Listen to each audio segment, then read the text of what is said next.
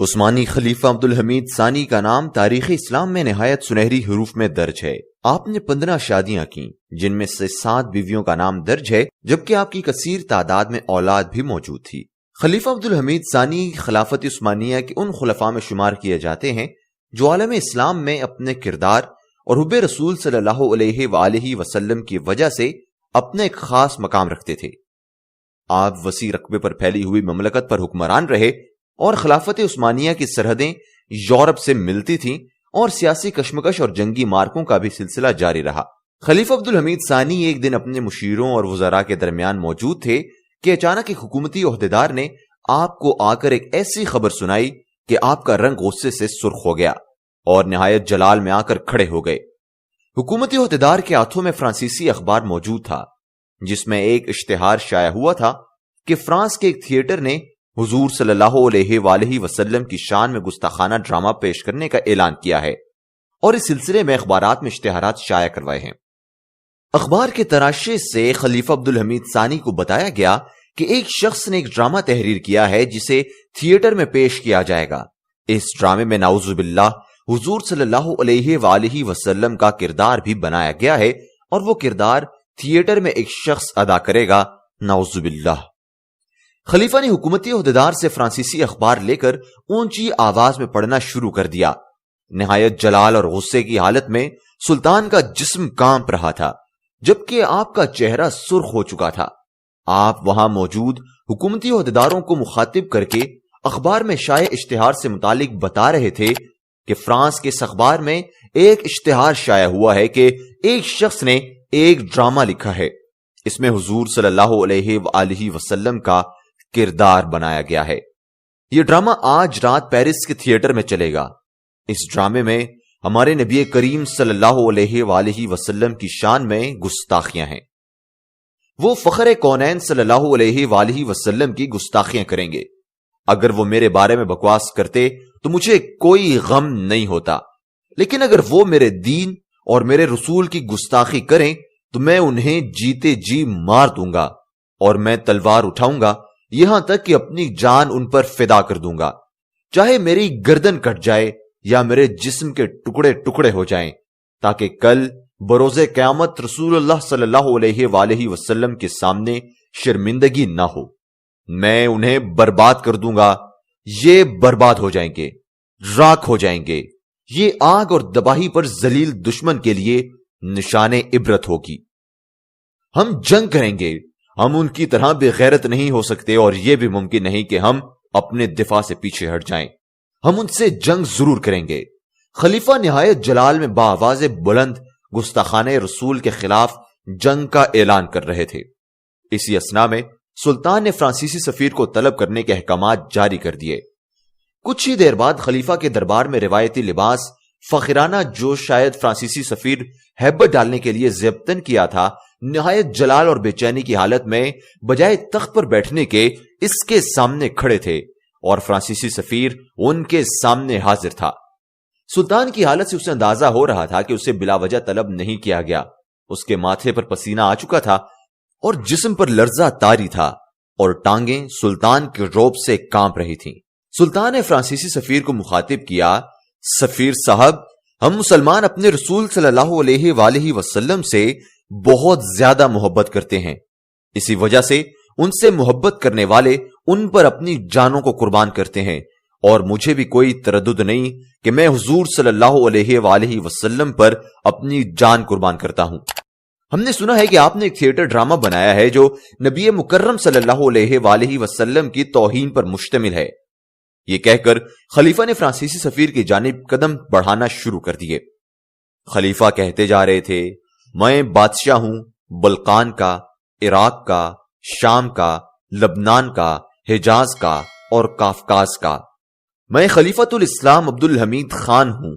یہاں تک کہ خلیفہ فرانسیسی سفیر کے قریب پہنچ گئے اور فاصلہ نہایت کم ہو گیا۔ فرانسیسی سفیر کے جسم پر لرزہ طاری تھا۔ وہ خلیفہ کے جلال کے سامنے بہت مشکل سے کھڑا تھا۔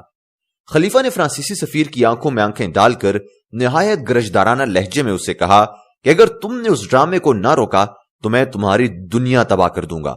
یہ کہہ کر خلیفہ عبدالمجید ثانی نے ڈرامے کے اشتہار والا اخبار फ्रांसीसी सफीर की तरफ उछाल दिया और निहायत तेजी से दरबार से निकल गए। फ्रांसीसी सफीर इस अखबार को उठाए फौरी तौर पर डगमगाता हुआ दरबार से खलीफा के जाने के बाद दीवारों और फर्नीचर का सहारा लेते हुए बाहर निकला और सीधा सिफारत खाने पहुंचा और एक निहायत बर्क रफ्तार पैगाम फ्रांसीसी हुकूमत को भेज दिया कि अगर यूरोप को अपनी आंखों से जलता हुआ नहीं देखना चाहते और फ्रांस की फसीलों पर इस्लामी परचम नहीं देखना चाहते तो फौरी तौर पर गुस्ताखाना ड्रामे को रोक दो। उस्मानी लश्कर हुक्म के मुंतजिर खड़े हैं, उनके जहाज बंदरगाह पर सिर्फ अहकामात के मुंतजिर हैं और प्यादा फौज और तोप खाना छावनों से निकल चुका है। खलीफा अब्दुल मजीद सानी फ्रांसीसी सफीर को दरबार में तलब करने और जंग का ऐलान करने के बाद चुप नहीं रहे। उन्होंने फौरी तौर पर अपने मुशीर खुसूसी को अपने दफ्तर में तलब कर लिया और उसे फौरी तौर पर यूरोपी खिलाफत में एक सर्कुलर जारी करने का हुक्म दिया।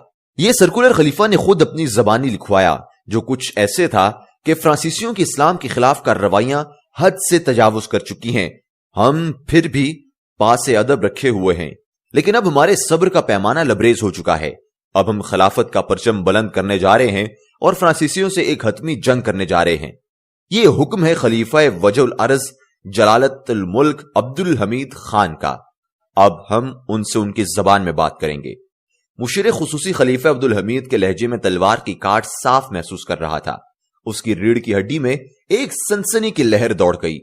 खलीफा अब्दुल हमीद के फ्रांसीसी सफीर के दरबार में तलबी और जंग के हुक्मनामे के साथ फौजों को तैयार रहने के अहकामात ने इस्लाम दुश्मन पर खौफ तारी कर दिया। पूरी दुनिया, पूरा यूरोप और पूरा फ्रांस मुंतजिर था कि अब क्या होगा। यूरोप कांप उठा था। फ्रांस ने घुटने टेक दिए थे। खलीफा अपने खास कमरे में मौजूद थे, जहां वो अमूर ममलकत से मुतालिक मशवरे और फैसले सादिर करते थे कि अचानक एक हुकूमती अहदेदार हाँफता हुआ कमरे में बगैर इजाजत ही दाखिल हो गया और कहा, जनाब एक खुशखबरी आई है। खलीफा, वो क्या? हुजूर, फ्रांसीसियों ने ना सिर्फ उस ड्रामे को बंद कर दिया है बल्कि थिएटर को हमेशा के लिए बंद कर दिया है जिसने नबी मुकर्रम सल्लल्लाहु अलैहि वसल्लम की शान अक़दस में गुस्ताखी का इरादा किया था। खलीफा अब्दुल हमीद हुकूमती अहदेदार की बात करते हुए नमनाक हो चुके थे। आपकी जुबान से फरते जज्बात से सिर्फ अल्हम्दुलिल्लाह ही निकल सका। हुकूमती अहदेदार ने खलीफा को बताया कि पूरे आलम इस्लाम से उनके लिए शुक्रिया के पैगामात आ रहे हैं। इंग्लिस्तान, लिवरपूल और दीगर बड़ी इस्लामी तंजीमों ने इस ड्रामे के रोकथाम के लिए खबर दे दी थी। गैर मुस्लिम भी सड़कों पर निकल आए कि हम मुसलमानों के रसूल की गुस्ताखी बर्दाश्त नहीं कर सकते। वो आपके लिए सेहत और आफियत की दुआएं कर रहे हैं। मिस्र और अलजायर में लोग खुशी के मारे सड़कों पर निकल आए हैं।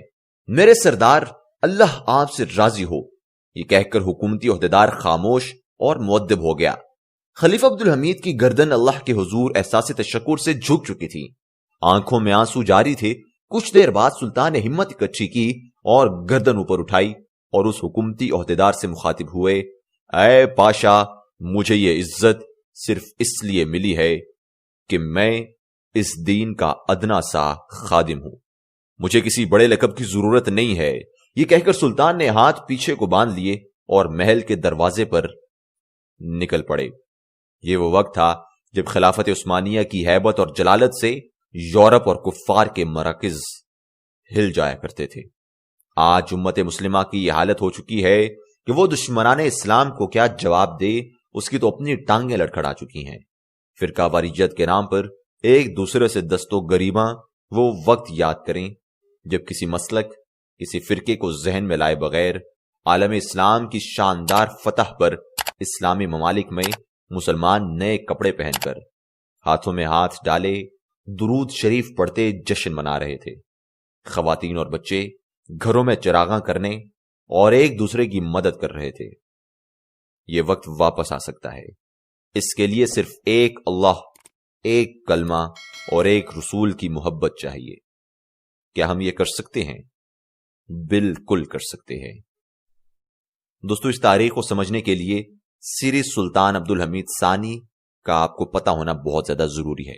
अगर आप चाहते हैं कि हम आपके लिए इस तरह की सीरीज लेकर आएं तो कमेंट सेक्शन में हमें जरूर बताइएगा।